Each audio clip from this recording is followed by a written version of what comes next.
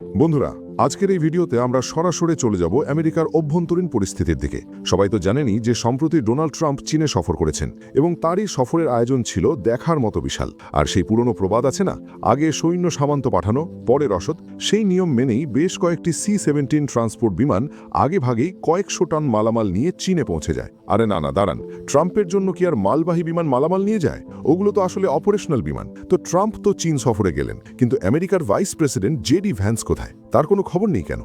মনে পড়ছে, ভ্যান্স বোধহয় রাষ্ট্র পরিচালনার দায়িত্ব সামলাচ্ছেন। কিন্তু এটাও তো ধোপে টেকে না, কারণ ভ্যান্স তো বেশ প্রচার প্রিয় মানুষ, সুযোগ পেলেই লাইমলাইটে থাকতে পছন্দ করেন। তাহলে কেন তিনি নিজেকে আড়াল করে রাখলেন?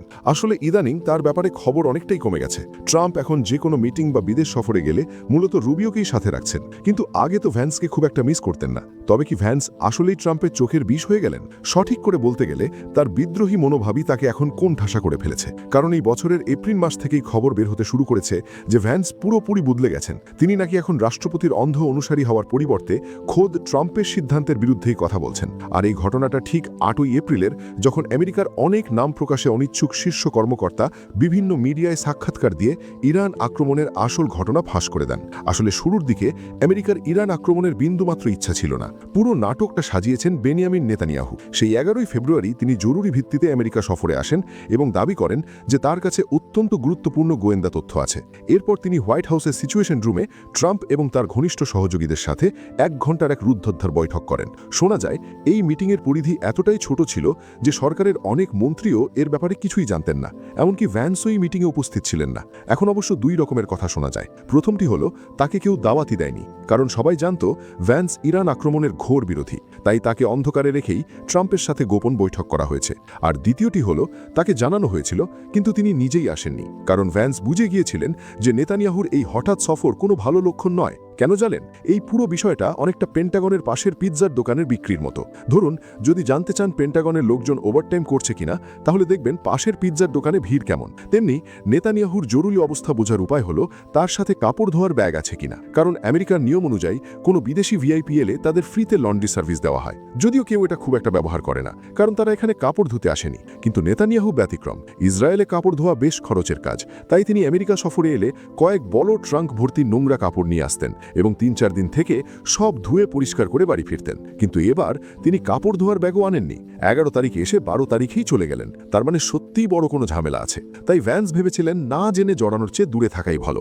যদিও তিনি নিজে না আসুক বা তাকে আসতে না দেওয়া হোক, এতে একটা বিষয় পরিষ্কার যে ট্রাম্প এবং ভ্যান্সের মধ্যে দূরত্ব তৈরি হয়েছে।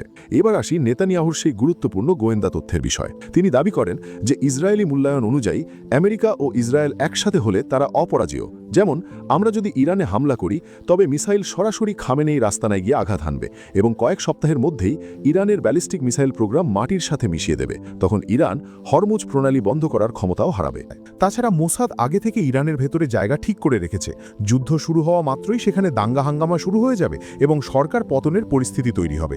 একই সাথে আমরা কুর্দি সশস্ত্র বাহিনীকে কাজে লাগিয়ে ইরাক সীমান্ত দিয়ে ভেতরে ঢুকিয়ে দেব এবং আমাদের পাঠানো লোকজনের সহায়তায় অনায়াসেই ইরান দখল করে ফেলব।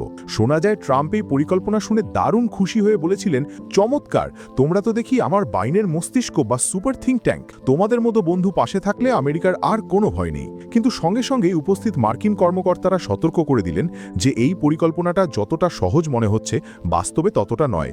আপনি হয়তো ভাবছেন দারুণ সুযোগ পেয়েছেন, কিন্তু এটা হয়তো সাইবেরিয়ার ঠান্ডা স্রোতের মতো বিপদ ডেকে আনবে। কারণ ইরান তো আর বোকা নয়। আপনি তাদের সরকার উল্টে দিতে চাইবেন আর তারা হাত গুটিয়ে বসে থাকবে? এটা কি সম্ভব? কিন্তু নেতানিয়াহু পাল্টা যুক্তিতে বললেন, ইরানকে বাড়তে দিলে বিপদ আরও বাড়বে। এখনকার চেয়ে ভবিষ্যতে হামলা করা আরও কঠিন হয়ে পড়বে, তাই এখনই সময় তাদের ধ্বংস করার। প্রেসিডেন্ট সাহেব, কাজটা শুরু করে দিন। উপস্থিত কর্মকর্তারা তখন বিদ্রুপের সুরে বললেন, আপনার পরিকল্পনা তো হলিউড মুভির মতো শোনায়, আর সিআইএ ডিরেক্টর র্যাডক্লিফ তো এটাকে সরাসরি হাস্যকর বলেই উড়িয়ে দিলেন। তিনি বললেন, নেতানিয়াহু সাহেব, এত দূর থেকে এখানে এসে আমাদের শুধু জোক শোনালেন, তার চেয়ে বরং আজ রাতে বার্গার না পিৎজা খাবো সেটা নিয়ে আলোচনা করি। কিন্তু ট্রাম্প অবাক করে দিয়ে বললেন, আমার পরিকল্পনাটা তো বেশ জোরালো মনে হচ্ছে, তবে ইরানের সরকার পরিবর্তন হোক বা না হোক তাতে আমার কিছু যায় আসে না। আমার মূল মাথা ব্যথা হলো আমরা কি আসলেই তাদের নেতৃত্ব ধ্বংস করতে পারবো? নেতানিয়াহু নিশ্চিত করে বললেন, অবশ্যই পারবেন আদম, আমাদের ওপর ভরসা রাখুন, আমরা তাদের এমনভাবে কাবু করব যে তারা সামলে ওঠার সুযোগই পাবে না। ট্রাম্প তখনই নির্দেশ দিলেন, দেরি কিসের, দ্রুত প্রস্তুতি শুরু করো। মিটিংয়ে থাকা লোকজন তখন ভাবতেও পারেনি যে আমেরিকা মধ্যপ্রাচ্যে নিজের বাহাদুরি দেখাতে গিয়ে নিজের প্যান্টটি খুলে ফেলবে। পরিকল্পনা যখন চূড়ান্ত তখন ভ্যান্সকে তো জানাতেই হবে, আর পরিকল্পনাটা তার হাতে পৌঁছানোর পর তিনি সাফ জানিয়ে দিলেন যে ইরানের ওপর হামলা চালানো মানেই একটা বড় বিপর্যয় ডেকে আনা। রাজনৈতিকভাবে বলতে গেলে এতে পুরো অঞ্চলে বিশৃঙ্খলা তৈরি হবে যা আমেরিকার জোটকে ধ্বংস করবে। ট্রাম্প নিজেও তো প্রতিশ্রুতি দিয়েছিলেন যে নতুন কোনো যুদ্ধে জড়াবেন না, তাহলে এখন হামলা করলে ভোটাররা তাকে বিশ্বাসঘাতক ভাববে। অর্থনৈতিক দিক থেকে ইরান বড় ধরনের প্রতিশোধ নিতে পারে, তাছাড়া যুদ্ধ করতে গিয়ে গোলাবারুদ শেষ হয়ে যাবে আর তেলের দাম আকাশচুম্বী হয়ে যাবে। তাই ভ্যান্স সাফ বললেন এই যুদ্ধ করা যাবে না। তিনি অন্যদের সাথে নিয়ে ট্রাম্পকে বোঝানোর চেষ্টা করলেন, কিন্তু তিনি অবাক হয়ে দেখলেন আমেরিকার এই হাল কেন? এত জ্ঞানীগুণী মানুষের ভিড়ে কেউ একটি সত্য কথা বলা সাহস রাখে না। প্রতিরক্ষামন্ত্রী পিট তো উল্টো আগুন জ্বালালেন, বললেন আজ হোক বা কাল ইরানের সাথে যুদ্ধ তো করতেই হবে, তাহলে দেরি কেন? আর রুবিও তো ভ্যান্সের সামনেই তার মত বদলে ফেললেন। প্রথমে ভ্যান্সের সাথে তাল মেলালেও পরে যখন দেখলেন ট্রাম্প যুদ্ধ চাইছেন, তখন ভ্যান্সকে একাই ফেলে রেখে নিজেই রণসজ্জায় সামিল হলেন। হোয়াইট হাউসের চিফ অফ স্টাফ সুজাইন উইলসনকেও ভ্যান্স যখন অনুরোধ করলেন, তখন তিনি ঠান্ডা গলায় বললেন, রাষ্ট্রপতির কথাই চূড়ান্ত, তিনি যদি চান তাহলে নিশ্চয়ই কোনো যুক্তি আছে, আর যুক্তি থাকলে জয় তো নিশ্চিতই। ভ্যান্স সাহেব, আপনি অযথা চিন্তা করছেন কেন? এই মুহূর্তে ভ্যান্সের একমাত্র আশা ছিল জয়েন্ট চিফস অফ স্টাফের চেয়ারম্যান কেইন। কেইন কিন্তু আগের লোকগুলোর মতো অতটা বোকা নন। তিনি মিলিটারির মানুষ হিসাবে পরিস্থিতি ভালোই বোঝেন। তাই ভ্যান্স ভেবেছিলেন তিনি যদি সাহস করে সামনে এগিয়ে এসে ট্রাম্পকে ভুলটা বুঝিয়ে দিতে পারেন তাহলে হয়তো পরিস্থিতি বদলানো সম্ভব। কিন্তু তিনি স্বপ্নেও ভাবেননি যে কেইন ওপরের ওই লোকগুলোর চেয়েও বেশি ধূর্ত। তিনি একদম মাকড়সার মতো জাল বুনে বসে আছেন। কেইন তার অবস্থান পরিষ্কার না করে বললেন, আসল সমস্যা তো ইসরায়েলের পরিকল্পনাতেই। তাদের পরিকল্পনা যদি নিখুঁত হতো তবে তো তারা নিজেরাই কাজটা সেরে নিত, আমেরিকার সহায়তার দরকার হতো না। এখন প্রশ্ন হলো আমেরিকা কেন এখানে নাক গলাবে? ভ্যান্স বললেন, ওহে কেইন সাহেব, একটু সোজা বাংলায় কি বলা যায় না? কেইন তখন ঘুরিয়ে বললেন, আমার সোজা কথা হলো যদি আমরা যুদ্ধে নামি তবে আমাদের প্রচুর গোলাবারুদ, বিশেষ করে ইন্টারসেপ্টর মিসাইল খরচ হবে। এছাড়া হরমুজ প্রণালীর নিরাপত্তা নিশ্চিত করাও একটা বড় চ্যালেঞ্জ। আর যদি আমরা যুদ্ধে নাও জড়াই তাহলেও আমাদের একই সমস্যার মুখোমুখি হতে হবে, কারণ ইরান হাত গুটিয়ে বসে থাকবে না। তারা যুদ্ধের আগুন আমেরিকার উপরই ঠেলে দেবে। তারা হয়তো ভাববে ইসরায়েল আমাদের উপর হামলা করছে তো কি হয়েছে, আমরা তো আমেরিকার উপরই পাল্টা জবাব দেব। তাই গোলাবারুদ আর প্রণালীর নিরাপত্তা আমাদের ভাবতেই হবে। ভ্যান্স চেয়েছিলেন কেইন যেন স্পষ্টভাবে ট্রাম্পকে জানান যে আমেরিকা যেন এই যুদ্ধে না জড়ায়, কিন্তু কেইন খুবই চতুর। তিনি কোনো পক্ষই নিলেন না, না বললেন হ্যাঁ, না বললেন না, শুধু ঝুঁকির ফিরিস্তি দিয়ে গেলেন, যেন আক্রমণ করলে এই ক্ষতি হবে আর না করলে ওই ক্ষতি হবে। আর ঠিক এই সুযোগেই ট্রাম্পের চারপাশে ভ্যান্স ছাড়া আর কেউ যুদ্ধের বিরোধিতা করার মতো ছিল না। এর উপর ভেনেজুয়েলার অভিযানের সাফল্য ট্রাম্পের মনে এক ভুল ধারণা তৈরি করে দিয়েছিল যে আমেরিকা যে কোনো জায়গায় খুব দ্রুত জয়লাভ করতে পারে। তাই পুরো হোয়াইট হাউসে তখন শুধুই জেতার বাতাবরণ। ভ্যান্স তখন একটা অতি গুরুত্বপূর্ণ প্রশ্ন তুললেন, ইরান যদি আসলেই হরমুজ প্রণালী বন্ধ করে দেয় তখন কি হবে? কিন্তু ট্রাম্প তাতেও এক কথায় উড়িয়ে দিলেন, বললেন নিশ্চিন্ত থাকো, গোয়েন্দা তথ্যে জানা গেছে যে ইরান অত দূর যাওয়ার আগেই আত্মসমর্পণ করবে। ভ্যান্স তখন একদম হাল ছেড়ে দিলেন, তার মাথায় হাত। তিনি পরিষ্কার দেখতে পাচ্ছিলেন যে হোয়াইট হাউসের এই লোকেরা জাতীয় নিরাপত্তা বা কোনো স্ট্র্যাটেজিক চিন্তা ভাবনা থেকে নয়, বরং স্রেফ একটা ভুয়ো ইনটিউশন থেকে দেশকে যুদ্ধের দিকে ঠেলে দিচ্ছে। ট্রাম্প মনে করছেন আমরা জিতব, তাই সবাই বলছেন আমরা জিতব। আর যেহেতু সবাই বলছে আমরা জিতব, তার মানে আমেরিকা জিতবেই। 27শে ফেব্রুয়ারি বিকেলে এয়ারফোর্স ওয়ানে বসে ট্রাম্প চূড়ান্ত নির্দেশ দিলেন, অপারেশন ফিউরি অনুমোদন করা হলো। কোনো অবস্থাতেই এটি থামানো যাবে না।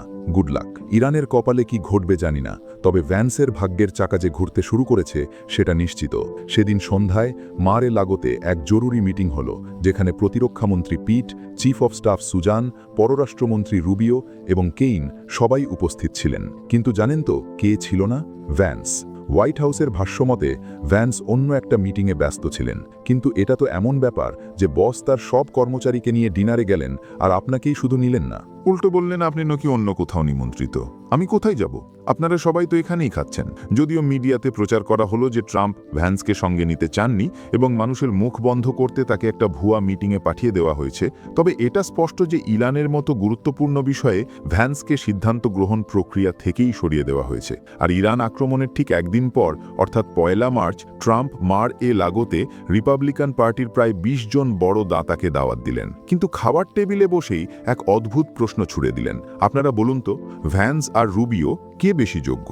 পরে খবর বের হলো যে রুবিওর নাম নেওয়া মাত্রই পুরো ঘরে করতালির ঝড় বয়ে গিয়েছিল, আর ভ্যান্সের বেলায় সবাই দায়সারাভাবে বলল, মোটামুটি ঠিক আছে, কিন্তু রুবিওর মতো অতটা নয়। ট্রাম্পের কানে তো এই লোকগুলো প্রতিনিয়ত বিষ ঢালছেই।